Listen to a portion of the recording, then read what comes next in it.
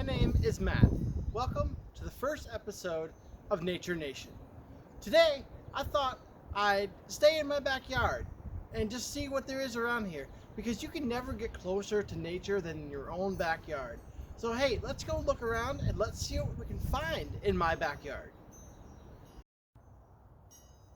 One of the main things that you find in a backyard are bird feeders. Ones like these.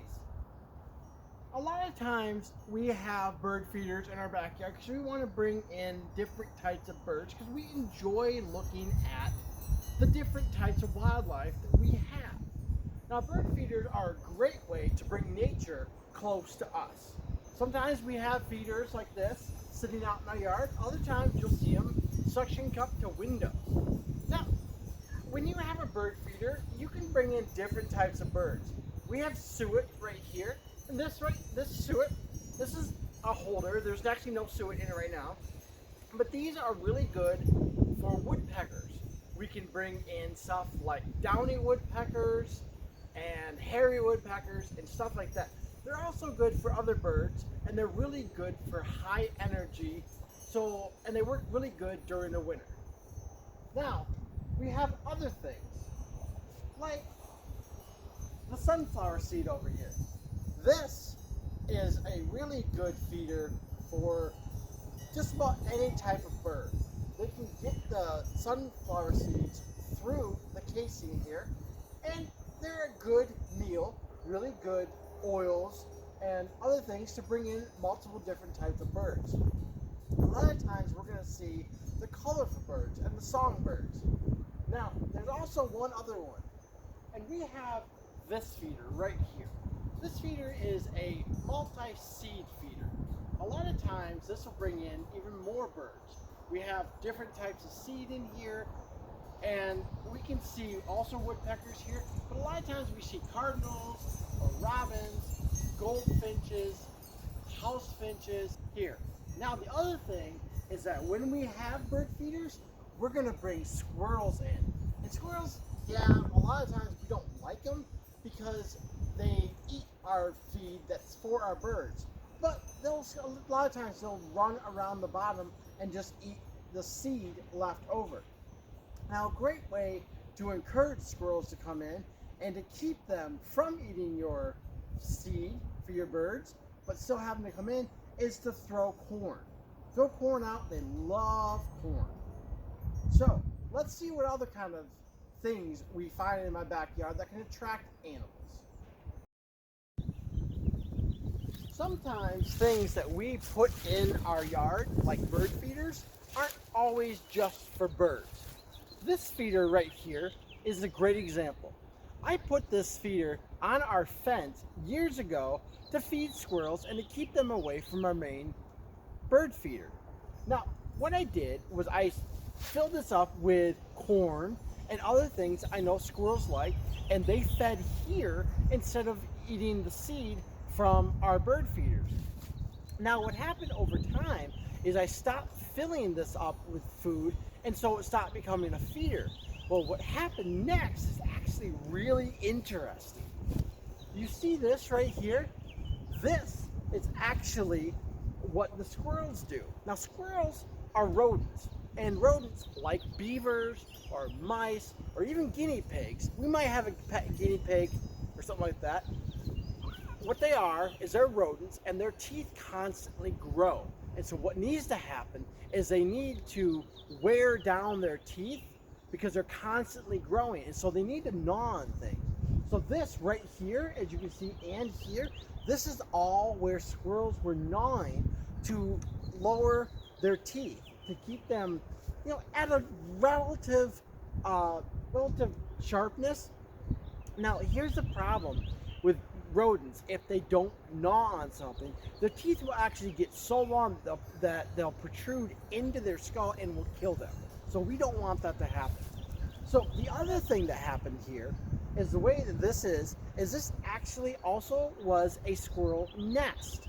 At one time, there were leaves and there was fur and a whole bunch of other things in here because there was a squirrel living in here.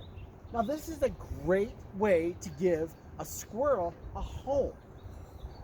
So let's go check to see if we can find any other signs of animals or maybe other animal homes. Look what I found. This is another animal home. This is a woodchuck hole. Now, woodchucks are a really cool, interesting animal. You know that they are actually the largest of the squirrel family here in Michigan? They don't look like squirrels, they look like giant rodents. And again, that's what they are. They are rodents. Now they bury under here to make their home. And they live under here mostly during the winter. Now a lot of people think that animals like woodchucks, when they go under for the winter, hibernate. They do not hibernate. They do an interesting thing called torpor. Now torpor is a little different than hibernation. Hibernation is when they go to sleep and actually sleep. Their body slows down, their heart rate slows down, their digestive slows down, and their body temperature drops. And that is actual hibernation. Now, torpor is a little bit different. Torpor is more common. Torpor is when they'll go to sleep for about a week, and then they'll wake up for about 3 or 4 days, walk around, find some food, get some exercise, go out and see the neighbors, and then they'll come back and they'll go back to sleep for another week. And then they'll do this over and over and over again. Their body temperature doesn't drop, their heart rate doesn't slow down, their digestive system doesn't slow down. And this also is what bears do. Bears don't hibernate. A lot of people think bears hibernate. Bears torpor also. And there's been evidence of where they've seen bears come out of their den and walk around and then go back in. Because sometimes you get hungry and you need a midwinter snack. So let's go around and let's see if we can find anything else in our backyard about nature. Now, not all nature lives in the outdoors. Some of it lives in our house. This is my dog. He's a good puppy. Did you know that all dogs, everything from Great Danes down to teacup miniature Chihuahuas and miniature Schnauzers, all are descended from the wolf? That is right. They've been descended, I don't remember exactly how long ago it was. It was quite a long time ago that man tamed the wolf. And then through interbreeding and selective breeding, we were able to actually come out with all the different versions of the pet dog that we have today. Now, there's a very interesting thing that happens to people who move out into the country, out into wooded areas, and have a dog. Now, if they have a dog that lives indoors, and the dog's not outside very much and doesn't affect its environment very much. Bye, Yoda. Now, what happens is that if you do have a dog that lives outside, is an outside dog, what's going to happen eventually is a very interesting thing. Now, what that is that you're going to have the wildlife that was there when you first moved in slowly begin to disappear. And the reason for that is because they can smell him. They can smell the dog. And to them, it's not a, hey, there's a dog around here. It is, there's a predator. And I want to stay away because I don't want to get eaten. So, it's a very interesting thing that happens with dogs out in the woods. Let's go on and see what other kind of nature we have in our backyard. Animals aren't the only thing that we can find in our backyard, and they're certainly not the only thing in nature. The other thing that we find in our backyard and in nature are plants. Plants such as these. These are daffodils. Now, daffodils are a really good indicator of spring. They come up in early spring, and then they go back down in right around the late spring. Now, these are what's called a perennial. Now, a perennial is a plant that flowers, goes back down, and then comes back again the next year. These are in a bulb. A bulb is, it's like a ball where the plants spend all their time during the winter. Now, these plants like this are a really great thing to have in your yard because they bring in pollinators. Now, pollinators can be anything from honeybees to ants to flies to just about any insect, butterflies, just about any insect that can land on it and will want to eat the nectar. Now, that's what that is. They do that to pollinate the other plants. And so those insects come to this plant, they consume the nectar. While they're doing that, the pollen gets stuck on their bodies or on their antenna or on their legs or someplace. And when they go to the next one, the pollen falls off and fertilizes the flower. And then that's how they pollinate. And then they go back into the ground, and you'll notice that the green will start shrinking and pulling away. What's happening is they're bringing all that chlorophyll, which is what makes the leaves green, they're bringing it down to that bulb. And what that is that's where they store all their food. They bring everything down into that bulb and store it, and before you know it, this whole plant here will be gone and you won't even know it existed. That's what happens. And then come early spring, like maybe March, sometimes as early as the beginning of March, you'll start to see these leaves starting to pop out of the ground. That is an indication that spring is coming. It is a really cool way how nature communicates about the seasons. The most common plant in the world are trees. Now, there are two different types of trees. There's conifers and there's deciduous or broadleaf trees. Now, conifers, like this blue spruce here, are known for their needles. They're also known as pine trees. Now, not all conifers are pine trees. There are some out there that are bushes. They're still conifers because they have needles, even though they're flat. Now, this blue spruce has short, sharp needles, and they're single on the branch. Now, we can look at different pines, different conifers, and determine what they are by their needle collection. There are some that are a collection of 2, some of 4, and some of 5. Now, not all conifers are like this. Conifers don't lose their needles.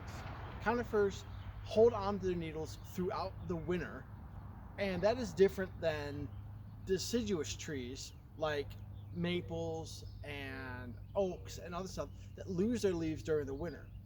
Now, pine trees don't. They don't lose them because they don't need to. The needles are actually tightly wound leaves with a waxy covering. Now, with that, what can happen is that trees can live in environments as harsh as like up in the mountains where it's always winter, or in deserts. And the reason for that is because the needles actually prevent the tree from losing water through transpiration. So they can actually go without water for quite a while because they can hold on to it. That's why a lot of times you can see pine trees or conifers on dunes. Dunes don't hold a lot of water, and so when they get it, the tree has to soak it up as quickly as they can. Otherwise, doesn't have any. So when they get it, pine trees and conifers are a lot like cactuses. They can both hold water. Now, there are 2 exceptions to this rule. One is a tree called a tamarack. Now, a tamarack is a conifer that loses its needles in the fall and then gets them back in the spring like regular trees. The other one is called the bald cypress. Now, cypress trees we don't think of as conifers, but they are. So let's go take a look at the next type of tree, which is the deciduous.